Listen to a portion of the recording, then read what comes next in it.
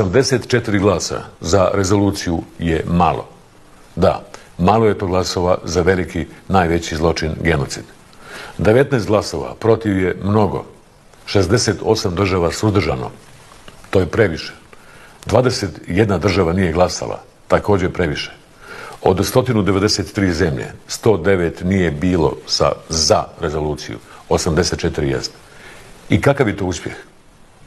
Genocid u Srebrenici, kao i u Ruandi, traži konsenzus. Jedan glas čitavog svijeta. I čime sebe hvali Lagundžija?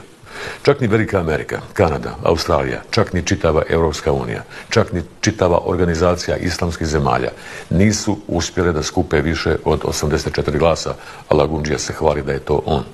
Čak 38 ko-sponzora, i to najvažnijih, najsnažnijih država, jedva je uspjelo da izlobira, ubijedi, i to mjesecima, još samo dodatnih 46 zemalja, a on se hvali.